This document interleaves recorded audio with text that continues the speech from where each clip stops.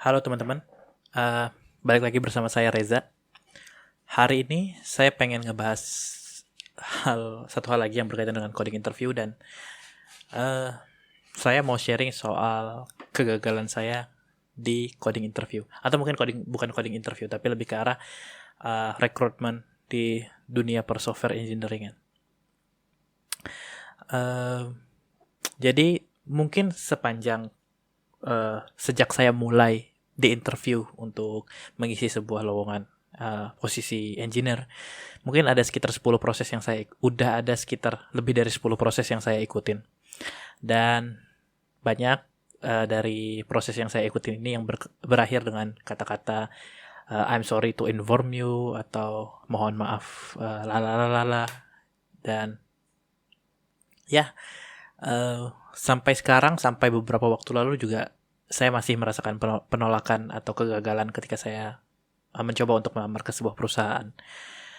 Itu masih menghitung rekrutmen atau proses yang beneran di follow up dan dikabari ya. Banyak juga sepertinya perusahaan-perusahaan yang saya coba apply namun tidak memberi kabar sampai saat ini. Tahap rekrutmen mungkin jadi salah satu pengalaman yang berkesan lah pastinya ya. Entah mungkin karena hasilnya, entah mungkin karena prosesnya.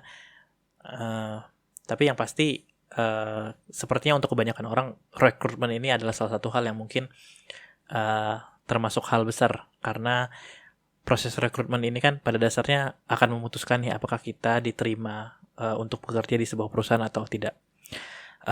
By the way, buat teman-teman yang sekarang lagi dalam proses untuk mencari pekerjaan atau sedang dalam proses rekrutmen, mudah-mudahan segera dapat kabar baik dan bisa menemukan pekerjaan yang membuat teman-teman bersemangat dan ya memberikan penghidupan yang sangat oke lah buat teman-teman sekalian. Nah, di video kali ini saya bakal sharing ke pengalaman-pengalaman pahit mungkin saya selama banyak ikutan di proses rekrutmen. Mudah-mudahan teman-teman bisa dapat beberapa key points dan ada lesson learn yang teman-teman bisa ambil. Ini kebanyakan mungkin akan banyak proses yang spesifik ke posisi yang berkaitan dengan software engineering ya. Walaupun mungkin ada teman-teman yang ngelihat video ini tapi datang dari latar belakang lain, bisa aja ada hal yang teman-teman pelajarin juga. Cuman karena saya kebanyakan ngelamarnya sebagai posisi software engineering, jadi mungkin akan lebih banyak relate ke teman-teman yang ngelamar hal yang serupa. Dan buat teman-teman yang mungkin ngerasa ngelihat baru buka videonya dan ngerasa aduh videonya panjang banget, karena akan banyak nih pengalaman yang saya ceritain saking banyak gagalnya, bisa langsung jam aja ke akhir video. Saya akan kasih timestampnya, jadi teman-teman bisa langsung lihat takeaway lessonnya. Mungkin takeaway lessonnya mungkin ada yang kayak obvious gitu ya, cuman ya pengalaman lah. Saya berkembang dan akhirnya mungkin ngalamin sendiri pengalaman-pengalaman yang mungkin seharusnya kalau sekarang dipikir-pikir harusnya obvious, itu bisa saya hindari atau bisa saya lakukan dengan lebih baik. Anyway, pembahasannya bakal anonim, saya nggak akan bilang secara spesifik perusahaannya apa, dan juga acak ya, jadi nanti pengalaman yang saya jelasin di akhir belum tentu pengalaman yang paling recent atau paling baru, dan pengalaman yang pertama juga belum tentu pengalaman yang paling awal gitu. Kayak gitu. Nah, saya mau sharing pertama, saya ngelamar posisi untuk software engineer ke salah satu perusahaan software house di Malaysia. Sepertinya sih software house. Saya melamar untuk posisi software engineer. Cuman nggak tahu kenapa di tengah-tengah proses saya ditanya atau dikonfirm kalau saya daftar sebagai data engineer. Saya juga lupa kenapa tiba-tiba kayak gitu. Anyway, interviewnya dilakukan dalam bahasa Inggris. So kenali perusahaan yang teman-teman lamar. Lihat apakah ada kemungkinan ditanya dalam bahasa Inggris atau enggak. Saya lupa ada beberapa tahapan, cuman saya mengikuti prosesnya sampai akhir ya, karena ada dua tipe rekrutmen. Yang pertama sistem knockout, jadi kayak misalkan ada 5 tahap, kalau teman-teman gagal di 2 aja tuh ya udah langsung di-cut teman-teman dan langsung dikabarin kalau teman-teman gagal. Cuman ada juga perusahaan yang kayak akan melakukan lima tahapnya. Nah, tapi nanti di akhir tuh baru hasil dari proses masing-masing hasil dari masing-masing proses akan direkap, terus dilihat apakah teman-teman akan diberi offer atau enggak gitu. Jadi ada 2 tipe. Nah, waktu itu sih tidak ada pertanyaan yang teknikal yang saya sampai ke bayang-bayang sampai sekarang ya. Cuman justru ada beberapa pertanyaan dan juga mungkin bukan pertanyaan tapi lebih ke arah hal teknikal, hal minor yang seharusnya bisa saya hindari. Yang kalau dipikir-pikir sekarang mungkin jadi salah satu penyebab saya ditolak gitu. Yang pertama, ini minor banget dan bisa saya hindarin banget, adalah background saya waktu interview itu berisik. Kenapa berisik? Karena interviewnya sendiri saya lakukan di taman waktu itu, tethering dari HP. Kenapa saya ngelakuin hal kayak gitu? Karena saat itu saya interviewnya itu diam-diam. Jadi saya waktu itu masuk ke jam kerja dan interviewnya kan cuma sekitar 1 jam, 1,5 jam. Jadi ya saya nggak makan siang lah istilahnya. Jadi saya ngambil waktu saya untuk makan siang dan saya pakai untuk interview. Nah, saya nggak ngerekomendasiin hal ini ke teman-teman. Jadi buat teman-teman yang dapat undangan untuk interview atau untuk menjalani proses rekrutmen dan teman-teman sudah bekerja, saya sangat menyarankan teman-teman untuk ngambil cuti. Jadi teman-teman bisa fokus dan bisa nggak terganggu dengan hal-hal kecil, hal-hal remeh yang bisa dihindari saat menjalani prosesnya. Terus, sebisa mungkin teman-teman ketika teman-teman daftar ke sebuah perusahaan dan dapat feedback dan diundang untuk melakukan tahap rekrutmen, teman-teman pastiin juga ke rekruternya kayak kira-kira akan ada berapa tahap, terus jarak antar tahap dan segala macamnya. Kurang lebih timeline teman-teman kalau misalnya teman-teman akan mengikuti prosesnya sampai full gitu. Kenapa? Hal ini penting buat teman-teman ngerencanain kira-kira kapan jadwal cuti atau berapa jadwal cuti yang mesti disisihkan. Karena saya cukup paham lah ada beberapa perusahaan yang mungkin untuk cuti itu nggak bisa H-1, kayak harus dikabarin mungkin 3 hari sebelum atau semacamnya. Kayak gitu. Jadi yang pertama cuti, atau pastiin teman-teman waktunya kosong dan tidak terganggu sama hal-hal receh kayak gini. Terus yang kedua, saya ditanya tuh waktu itu kayak kira-kira 5 tahun lagi saya ngeliat diri saya itu seperti apa atau di mana dan segala macam. Waktu itu saya sebenarnya ya standar lah ya, mungkin nggak terlalu lagi menikmati kerjaan yang sekarang, lagi nggak menikmati, maksudnya lagi sibuk dengan kerjaan yang sekarang, jadi nggak terlalu mikir ke depan. Cuman waktu itu dengan randomnya saya jawab kalau saya pengen S2 dalam waktu 2 tahun. Saya waktu itu nggak tahu kenapa saya bilang kayak gitu. Mungkin karena animo banyak teman-teman yang baru ngabarin kalau mereka lulus S2 dan segala macam. Jadi saya ngomong kayak gitu. Nah, masalahnya kan ini bukan hal yang saya pikirin matang-matang nih. Jadi saya juga nggak bisa ngasih justifikasi ke mereka kenapa saya butuh S2 dan segala macam. Dan saya waktu itu sih, ya itu kayaknya karena cuma ngerasa FOMO atau ngerasa ketinggalan aja sama teman-teman yang udah S2. Jadi waktu saya memberikan justifikasi kenapa saya pengen S2 dan segala macam, jadi terkesan asal-asalan gitu, dan mungkin mereka juga nggak puas terhadap jawaban saya. Kalau saya bisa nge-reflect lagi di saat itu, saya bakal jawab mungkin lebih ke arah role seperti apa yang pengen saya geluti, atau kemampuan teknikal apa yang pengen saya miliki, kemampuan manajerial apa yang pengen saya miliki, responsibility sebesar apa yang ingin saya udah pegang gitu. Harusnya saya jawab dengan hal-hal seperti itu gitu. Dan ini bisa teman-teman carilah di internet gimana cara jawab yang baik dan benar. Jangan jawab asal-asalan dan yang langsung kepikiran di otak aja gitu. By the way, ini udah lebih dari 2 tahun waktu semenjak interview itu dan saya belum S2.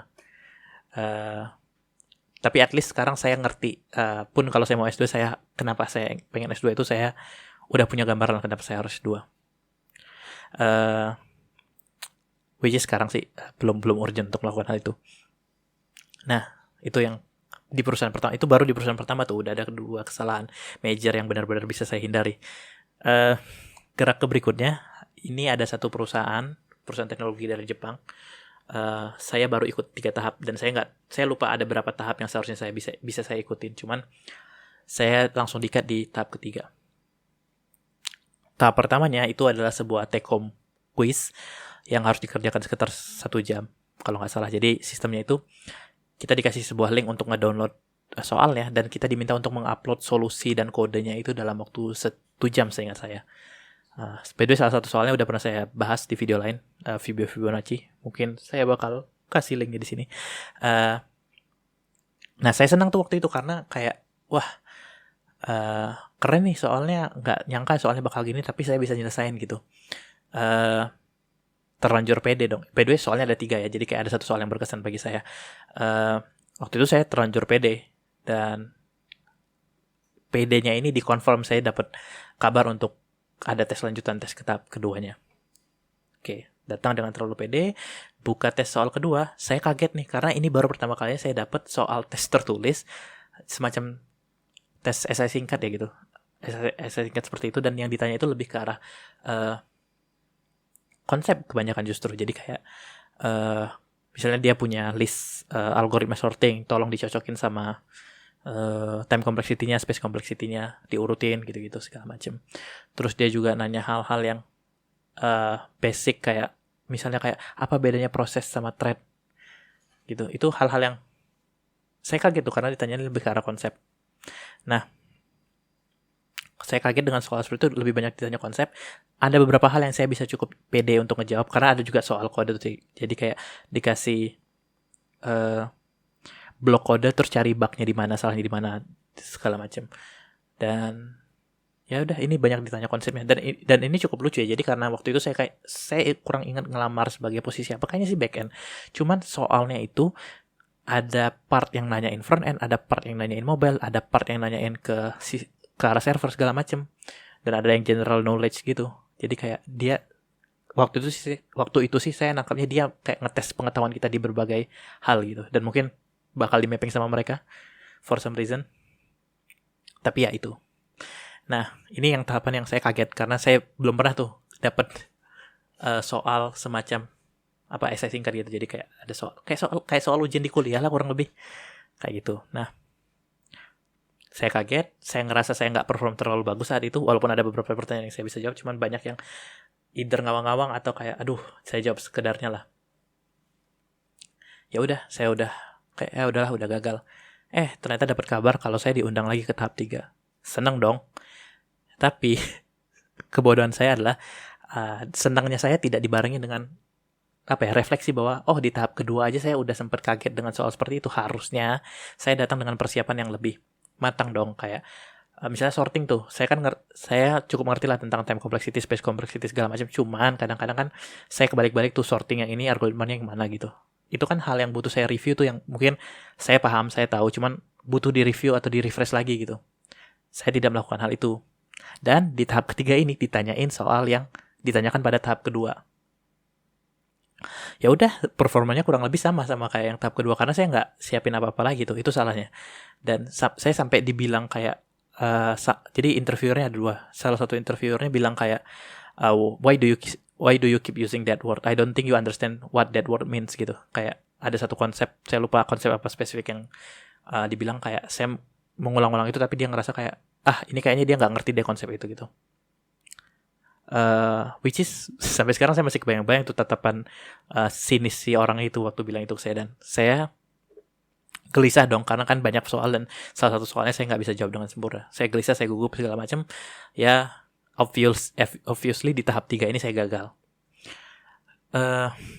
Ini salah satu pengalaman terpahit yang karena benar-benar dibilang sama dia, dan saya langsung ngerasa kayak aduh, apa saya bego banget ya sampai nggak ngerti hal-hal kayak gini. Tapi take away lesson-nya adalah jangan lupa persiapan. Karena kayak yang saya bilang, selalu coba review pengetahuan kalian, apa yang kalian ketahuin gitu. Terus kayak kalau kalian udah ikut sebuah tahap, untuk tahap selanjutnya juga kalian review tuh performa kalian di tahap yang sebelum-sebelumnya. Coba di review kembali apa yang bisa kalian lakukan dengan lebih baik. Karena bisa jadi ditanyakan atau sempat disinggung lah di interview berikutnya. Gitu. Nah terus yang lebih buat keselnya lagi adalah kan karena saya nggak lolos tuh, saya jadi pengen tahu kayak pengalaman orang lain seperti apa sih, apakah memang tesnya susah atau segala macem. Ya udah, saya coba search di internet, dan teman-teman mungkin tahu ya kayak situs-situs kayak Glassdoor yang nge-review perusahaan, dan juga kadang-kadang ngasih kayak apa sih pertanyaan interview yang biasa dikasih dan seberapa susah sih. Waktu saya googling perusahaan tersebut, ada yang ngebahas tuh di Glassdoor kalau iya nih kemarin saya interview ditanya ini. Itu saya nyesel banget karena andaikan saya menyisikan waktu aja untuk research perusahaannya, research prosesnya seperti apa, itu ke saya at least bisa datang dengan persiapan yang lebih matang. bukan untuk dapat bocoran soalnya, tapi lebih kayak saya bisa lebih ngeh lah kalau kayaknya aku butuh nge-brush atau nge-review lagi nih pemahaman atau ingatan aku soal hal ini gitu. Ya itu, sayang sekali saya tidak melakukan hal itu. Gitu. Nah terus pengalaman berikutnya, dua perusahaan teknologi cukup punya nama di Indonesia. Ini dua proses yang berbeda. Tahapan rekrutmennya agak berbeda. Cuman yang pengen saya highlight adalah di dua perusahaan ini saya ngerasa overall performance saya cukup baik. Ketika ditanya hal teknikal saya bisa jawab. Ketika ngobrol dengan calon manajer, calon user, saya ngerasa ada feedback yang baik, ada terbangun chemistry yang cukup oke. Mungkin ini rasanya cinta bertepuk sebelah tangan by the way. Anyway, ya jadi saya ngerasa cukup oke lah, dapet feedback yang positif, ngobrolnya juga enak segala macam. Nah cuman saya ditolak, dan kebetulan kan email tuh jarang banget ya bilang kenapa kamu ditolaknya, dan kalau ditanya juga kadang seingat saya bahkan nggak dijawab gitu kenapa saya gagalnya. Soalnya waktu di salah satu perusahaannya itu ada tes kesehatan juga, dan saya penasaran dong, apa jangan-jangan masalah kesehatan saya nih yang membuat saya gagal. Which is sampai sekarang saya nggak tahu kenapa saya gagalnya. Cuman usut punya usut, saya dengar dari seorang teman yang tahu seorang teman yang tahu seorang teman dan lala itu bilang kalau jadi kan salah satu perusahaannya ini dia punya kantor cabang lah di Indonesia, which is yang saya lamar. Dan saya juga sempat interview sama orang yang dari kantor luarnya, kantor pusatnya, dari luar negeri. Katanya orang luar negerinya sih suka sama saya, cuman ada satu orang Indonesia yang kayaknya kurang srek atau nggak pengen lah saya diterima. Sekali lagi, ini saya dengar dari temannya teman-teman dan segala macam. Jadi saya nggak bisa confirm ini benar atau nggak. Cuman ya itu kan sesuatu yang nggak bisa saya kontrol. Saya juga nggak saya ngelakuin sesuatu yang menyinggung atau segala macam, karena saya ngerasa semua interviewnya sih oke-oke aja dan baik-baik aja gitu. Nah, cuman mungkin yang di sini saya bilang adalah kadang-kadang ada hal-hal juga yang kita nggak pernah ngeh kalau itu ternyata berpengaruh, atau hal-hal itu di luar kontrol kita. Kadang-kadang banget, bukan kadang-kadang banget, kadang-kadang tidak diterimanya kita di sebuah perusahaan juga bisa jadi karena ada ketidakcocokan. Entah ketidakcocokan culture, ketidakcocokan user sama kita, kayak gitu. Jadi kayak kalau teman-teman gagal, tidak perlu menghukum diri teman-teman terlalu berat lah, dan mengatakan kalau teman-teman nggak deserve atau nggak berhak atau nggak cukup oke untuk keterima di sebuah perusahaan gitu. Karena banyak hal yang membuat kita bisa keterima di perusahaan, dan kadang-kadang ya sesimpel bukan rezeki aja tuh kayak penjelasan yang mungkin masuk akal gitu. Seperti itu. Walaupun kalau saya boleh memilih, saya pengen tahu dong sebenarnya saya gagalnya kenapa, dan dikasih tahu biar saya kayak bisa mempersiapkan untuk ternyata saya kurangin di sini, dan di interview berikutnya bisa saya perbaikin gitu kan. Cuman ya dunia tidak seideal yang kita bayangkan. Tuh pengalaman ke 3. Udah lumayan ceritanya. Pengalaman keempat, sebuah perusahaan dari Singapura.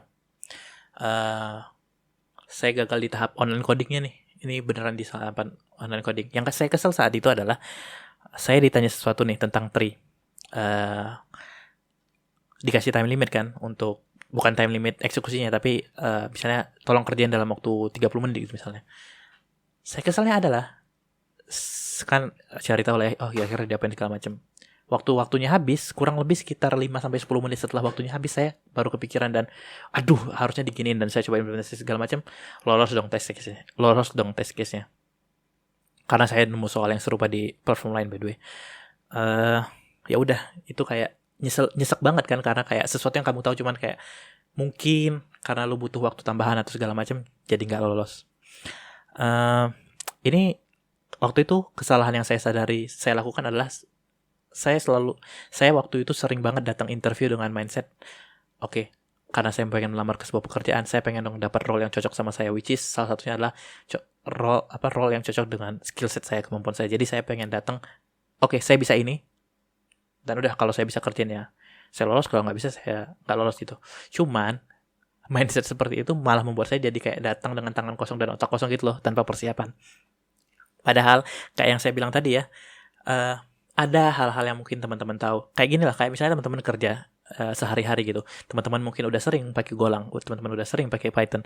Kan ada juga kadang-kadang hal-hal yang kayak teman-teman tahu, teman-teman paham, teman-teman pernah pakai, cuman kadang-kadang lupa, kadang-kadang aduh butuh di trigger dikit, googling dikit, baca dikit, oh ya ingat gitu kan.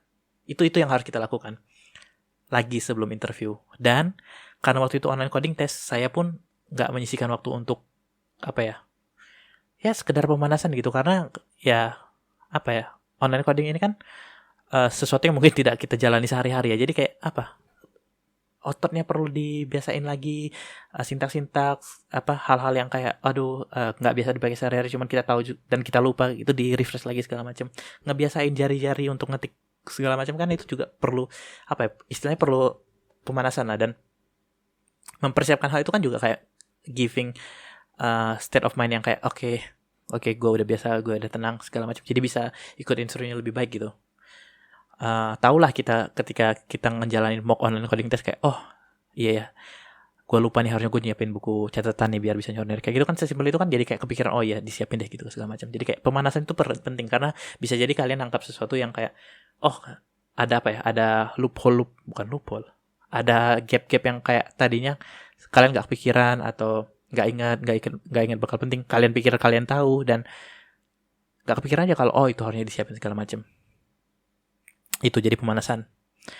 Kesel banget saya masih kepikiran sampai sekarang. Ya nggak kepikiran banget, cuman kayak andaikan waktu itu saya persiapannya lebih matang, atau kayak sesimpel spend 2-3 jam latihan online coding test lagi, nge-review, kayaknya waktu itu saya bisa lolos dan bisa jadi keterima gitu.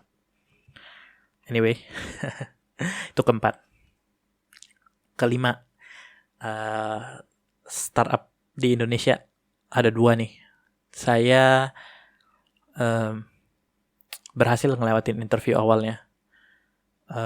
Ada soal algoritma sama background check lah. Di on the spot ditanyain coding, dikasih problem terus disuruh coding segala macam. Kayak pair programming. Alhamdulillah waktu itu nggak ada masalah. Nah, terus saya dikasih take home project untuk tahap berikutnya, sebagai syarat tahap berikutnya. Dan kebetulan saya nggak nyelesain tuh take home projectnya. Yang saya sesali bukan karena saya nggak bisa ngerjain si take home projectnya, tapi lebih ke arah waktu itu saya sedang sibuk-sibuknya di kantor. Nah, saya nggak mengomunikasikan kondisi saya saat itu ke recruiter atau ke orang perusahaannya gitu. Untuk minta keringanannya sekitar 1-2 hari, karena waktu itu kalau nggak salah saya dikasih waktu 3 hari dan saya dapat dapat take home quiznya itu, bukan take home quiz, take home project itu sekitar hari Selasa. Jadi kan saya selalu dapat workday itu untuk waktu 3 hari. Padahal waktu itu saya yakin kalau misalnya saya dikasih, bukan yakin lah, terus ngomong, saya dikasih tambahan 1-2 hari aja, saya bisa nyelesainnya projectnya dengan lebih matang dan lebih oke gitu. Saat itu mindset saya juga salah gitu. Kayak saya ngerasa saya cuma jadi serpihan debu yang mencoba untuk mendapat peruntukan di perusahaan yang lebih oke. Sehingga saya ngerasa saya nggak deserve untuk mengkomunikasikan kondisi saya saat itu ke perusahaannya. Padahal setelah saya pelajari lagi, ternyata minta perpanjangan itu sama sekali nggak masalah kok. Karena kita tahu lah ya, dari kita kerasa banget kan bahwa untuk ngikutin interview, ngikutin proses ini semua itu investasi yang sangat mahal, karena teman-teman butuh ngeluangin waktu, ngeluangin resource segala macam. Teman-teman yang tadinya udah kerja seharian, malamnya mungkin harus ngulik lagi gitu kan. Dan sama sebenarnya juga perusahaan juga melakukan hal itu. Merekrut orang itu bukan proses yang murah loh. Nyari orang untuk diinterview itu bukan proses yang murah loh. Dia minta waktu dari engineer yang udah standby, udah ada, itu bukan proses yang murah loh. Jadi kayak kalau misalnya ada satu kegagalan rekrutmen yang terjadi murni karena sesimpel kita sebagai calon karyawan yang nggak bisa komunikasiin batasan kita atau kondisi kita saat itu sangat terasa sia-sia gitu. Dan mereka pun pasti akan bukan nggak pasti lah ya, tapi maksudnya mereka akan coba mengerti, karena mereka juga nggak pengen menghindari kegagalan yang sebenarnya sangat bisa dihindari gitu. Itu jadi ya, takeaway-nya adalah jangan takut untuk berkomunikasi dengan pihak rekruternya. Ini interview tahap proses rekrutmen yang mungkin kalian dia mengakses kita juga mengakses dia. Ini proses dua arah lah, dan masing-masing pihak udah ngeluangin resource untuk melakukan hal ini gitu. Dan ya sesimpel untuk komunikasiin kondisi teman-teman ke mereka nggak masalah kok. Nothing tulus juga. Kalau mereka memang nggak mau ngasih perpanjangan, ya udah, toh kalian juga memang, kalau kasusnya saya tadi, toh saya juga memang nggak sempat ngerjain gitu. Kalau mereka nggak ngasih, ya nggak ada bedanya sama saya nggak nanya gitu. Begitu. Komunikasi, jangan lupa. Ini proses yang sangat mahal, baik dari kita maupun pihak rekrutmen. Itu yang kesekian. Ini yang kesekian plus 1. Startup di Indonesia. Saya diundang untuk interview menggunakan pseudocode, whiteboard session segala macam. Nah, ini prosesnya lucu karena kan yang saya tahu biasanya whiteboarding session atau yang ngertiin paper itu dua arah tuh, karena kita ngobrol. Jadi kita bisa tahu batasan segala macam. Walaupun ini salah saya juga sih. Jadi kayak dia sistemnya bukan interviewer kali ya. Pengujinya datang ngasih use case, terus kita diminta untuk mengimplementasikan hal itu. Nah ini kesalahan saya juga nih. Saya nggak menyisihkan waktu yang cukup di awal ketika dia udah ngejelasin use case-nya dan nanya ada yang mau ditanya atau enggak. Saya nggak ngasih waktu yang cukup untuk benar-benar memahami soalnya. Kalau saya bisa balik lagi ke waktu itu ya, jadi kayak ketika teman-teman dikasih sebuah soal, ada framework atau ada langkah-langkah yang teman-teman harus pastikan untuk ditanya. Yang pertama, pastikan teman-teman ngerti use case-nya, teman-teman jelaskan kembali ke dia.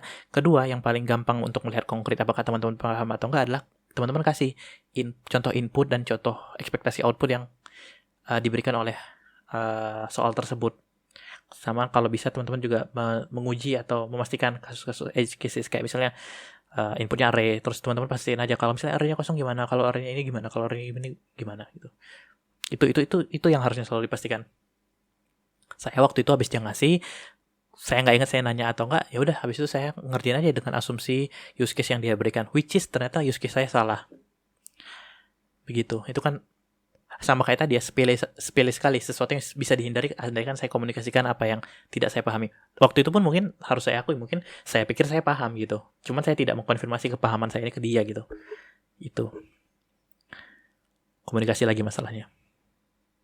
Anyway, tapi by the way, sekitar sebulan 2 bulan setelah saya nggak lolos hal itu, saya ngobrol sama teman saya dan dia juga melakukan kesalahan yang sama kayak saya. Maksudnya yang dia pahami terhadap soalnya itu mirip sama saya gitu. Jadi bisa jadi ternyata pengujinya yang tidak bisa memberikan use case dengan baik. Tapi ya itu harusnya bisa diatasi dengan saya mengkonfirmasi apa yang saya pahami.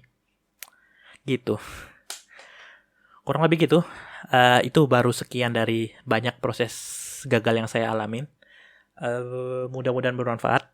Kalau saya bisa rangkum lagi, takeaway-nya adalah 1, pastikan tidak ada gangguan-gangguan minor ketika teman-teman melakukan proses rekrutmen. Kalau teman-teman sudah bekerja, ajukan saja cuti biar teman-teman bisa fokus mempersiapkan dan menjalanin. Tambahannya adalah teman-teman di awal selalu pastikan ke teman-teman recruiter prosesnya apa aja, jadi teman-teman bisa nge-plan kira-kira harus cabut pada hari apa aja, atau udah wanti-wanti akan cuti di hari apa dan segala macam. Gitu. Yang berikutnya, jangan ragu untuk bilang tidak tahu, jangan ragu untuk mengkonfirmasi apa yang hal-hal teman-teman yang nggak tahu gitu. Ini salah satu takeaway yang saya dapat ketika teman saya yang tadi yang dibilang kayaknya lu nggak ngerti deh apa yang lu bilang sama interviewer yang perusahaan tadi yang sadis, yang sampai sekarang masih kebayang-bayang. Ini kesalahan saya karena saya waktu itu saya jawab ngawang-ngawang, jadi kayak menghabiskan waktu di sesuatu yang mungkin saya juga nggak tahu saat itu. Ini kan sayang sekali karena bisa jadi waktu yang saya punya di interview itu bisa dibahas untuk hal lain yang saya tahu dengan baik, dan saya bisa nunjukin bahwa oke, saya mungkin nggak tahu hal itu, tapi untuk hal ini saya ngerti baik dan saya bisa jelasin segala macam gitu. Jangan ragu untuk bilang nggak tahu. Ini saya kebetulan dapat kesempatan untuk nginterview orang juga. Ini yang sering sekali saya dapetin, dan saya respect gitu ke orang-orang yang bilang, saya belum ada pengalaman untuk memakai hal itu, saya nggak tahu gitu. Karena mengetahui apa yang kalian tidak tahu itu skill yang ternyata lumayan oke loh.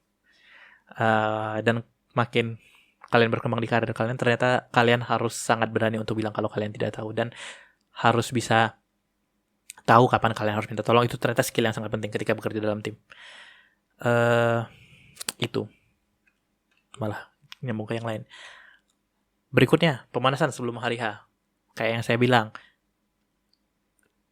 proses interview itu kebanyakan beda sama yang kita lakuin sehari-hari, which is harus jadi catatan juga sebenarnya. Cuman nggak masalah, teman-teman harus pemanasan lagi aja. Pastikan teman-teman siap untuk mengikuti prosesnya.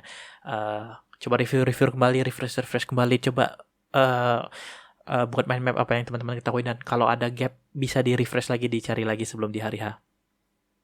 Gitu, pastiin aja gitu. Untuk coding interview juga biasain lagi dengan platform yang dipakai gitu. Jadi teman-teman, kalau misalnya teman-teman udah dikasih link gitu untuk misalnya di satu platform, latihan dulu aja sebelum hari H. Karena sebisa mungkin platformnya nggak nyediain. Kan ada tuh platform yang kita tinggal mengimplementasikan sebuah function, tapi ada juga yang inputnya harus kita urus, outputnya harus kita urus. Itu kan lumayan makan waktu tuh yang kayak gitu. Kalau teman-teman pemanasan mungkin kayak, oh kebayang nih, ini bisa gue siapin dari sekarang gitu. Kayak gitu. Sama yang ngelatih muscle memory mungkin lumayan berguna. Soalnya kenapa? Jangan sampai kita gagal interview hanya karena kita gagal menunjukkan kemampuan atau potensi kita asli kita karena lupa gitu, hal seperti lupa. Karena ya di kerjaan aja terasa kan, lupa itu gampang banget rasanya, tinggal googling bentar, oh ingat, bisa dilanjutkan gitu. Jadi sebisa mungkin pemanasan, review kembali dan refresh kembali. Berikutnya, jangan ragu untuk riset tentang perusahaan yang teman-teman sedang lamar dan prosesnya seperti apa. Bisa lewat situs-situs, kalau saya sih biasanya pakai Glassdoor ya. Bisa lah teman-teman, atau teman-teman tanya yang teman-teman yang udah ada di perusahaan tersebut. Sah-sah saja sih kalau saya bilang, kalau misalnya teman-teman nanyain bocoran atau nanyain overall proses seperti apa. Cuman kalau udah dapat bocoran atau udah dapat ini, jangan terpaku untuk ngapalin jawaban ya.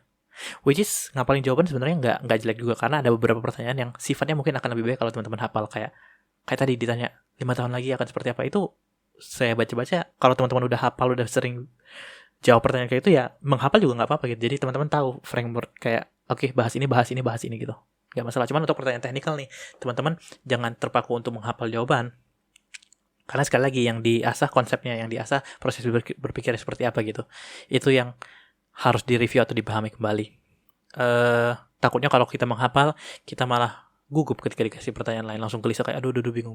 Jadi kayak ya sayang sekali gitu. Karena proses interview itu dinamis ya. Nggak serta-merta satu pengalaman orang itu sama dengan pengalaman orang lain. Karena bisa jadi poin A dijawab dengan poin B atau poin C, dan itu bisa berkembang ke hal-hal lain di belakangnya gitu.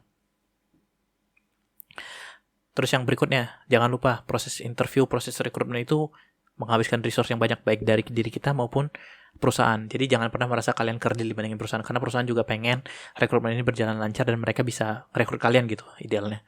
Jadi jangan ragu untuk berkomunikasi ke perusahaannya kalau misalnya ada sesuatu yang menghalangi kalian untuk menampilkan performa terbaik kalian. Kalau di saya tadi kasusnya kayak saya lagi sibuk-sibuknya di kantor dan malah nggak sempat ngerjain gitu. Begitu.